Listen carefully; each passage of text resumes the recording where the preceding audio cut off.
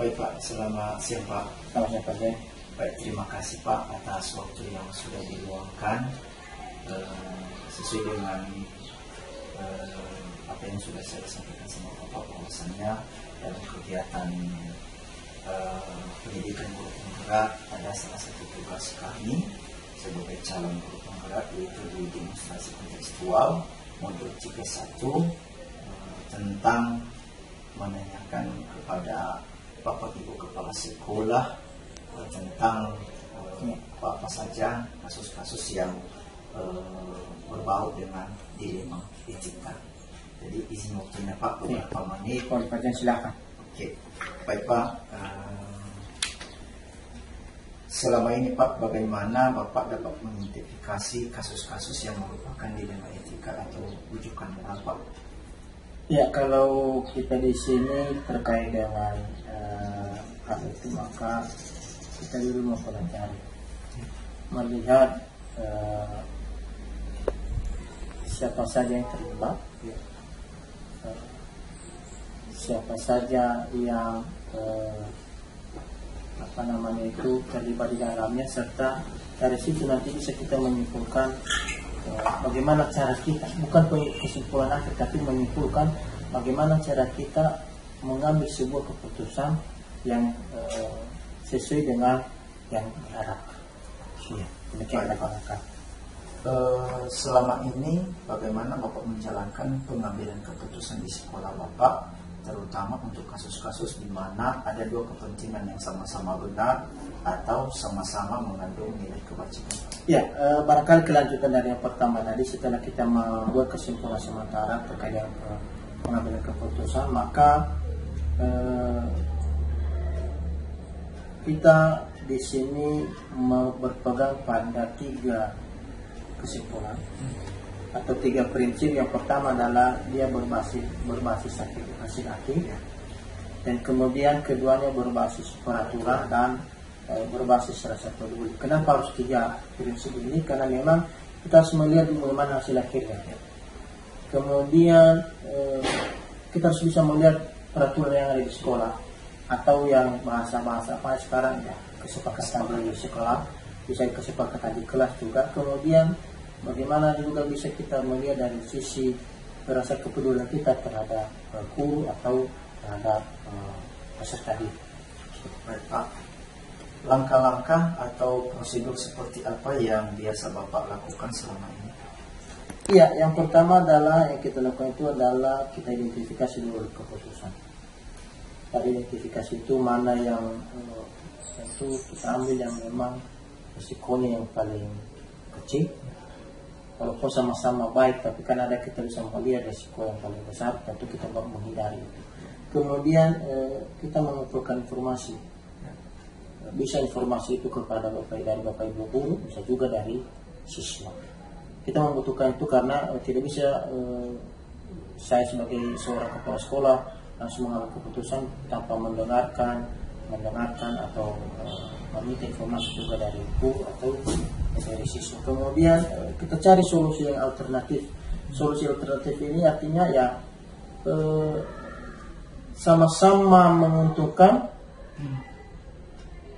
dan yang menerima juga nanti itu sama-sama bisa menerima dengan baik ketika kita sudah menjelaskan bagaimana cara kita mencari solusi itu. Seterusnya kita mempertimbangkan bukti-bukti yang ada dari informasi yang disampaikan oleh guru, begitu juga siswa. Tentu kan seorang kepala sekolah harus juga tahu bagaimana caranya untuk mempertimbangkan bukti-bukti itu. Kemudian dari solusi alternatif tadi kita memilih apa kira-kira yang alternatif yang paling baik, dan terakhir dari semua itu kita ambil tindakan atau keputusan yang memang tepat. Hal-hal apa saja yang selama ini Bapak anggap efektif dalam pengambilan keputusan pada kasus-kasus dilema etika? Ya, hal yang paling efektif sebenarnya sama dengan tahapan tadi. Artinya semua tahapan di pertanyaan sebelumnya itu efektif. Kenapa? Karena itulah dasar pertimbangan kita dalam mengambil keputusan. Semua tahapan itu efektif. karena tidak bisa di skip atau tidak bisa dilangkahi satu, karena memang berjenjang tahapan-tahapannya, sehingga semua tahapan itu menurut saya adalah termasuk hal yang efektif dalam pengambilan keputusan.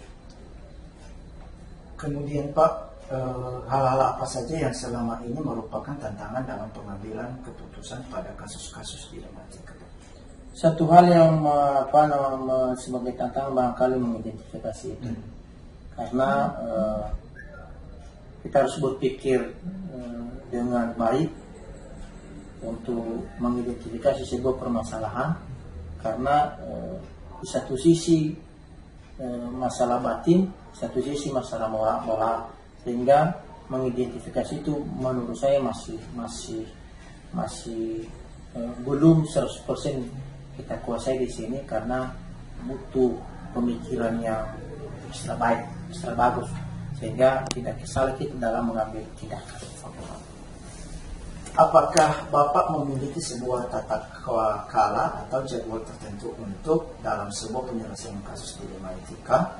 Apakah Bapak langsung menyelesaikan di tempat atau memiliki sebuah jadwal untuk menyelesaikannya? Bentuk atau prosedur seperti apa yang Bapak jalankan? Untuk selama ini kita melakukannya secara langsung, tidak terjadwal. Itu bergantung dengan permasalahan yang ada. Artinya belum memang kita buat jadwal terkait dengan itu, tapi secara responsif kita tanggapi ketika ada keluhan, ada masalah baik dari siswa maupun dari Baik Pak, adakah seseorang atau faktor-faktor apa yang selama ini mempermudah atau membantu Bapak dalam pengambilan keputusan dalam kasus-kasus dilematika? Faktor-faktor yang ada barangkali adalah Bapak Ibu guru. Semua Bapak guru membantu dalam menyelesaikan kasus dilematika itu, baik kepada siswa itu langsung ditangani oleh guru, dan kalau misalnya antara Bapak Ibu guru dibantu oleh Bapak Ibu kasih dan kepala program studi. Baik, yang terakhir Pak, dari semua hal yang telah disampaikan, pembelajaran apa yang dapat Bapak petik dari pengalaman Bapak mengambil keputusan dilema etika? Satu hal yang memang saya petik adalah bahwa dalam mengambil satu dilema etika itu kita harus mengikuti tahapan-tahapan. Karena kalau kita tidak mengikuti itu, dan hasil akhir dari sebuah keputusan yang kita ambil itu nanti tidak sesuai dengan harapan yang memang kita inginkan. Mungkin di satu sisi ada yang diuntungkan, ada juga yang dirugikan.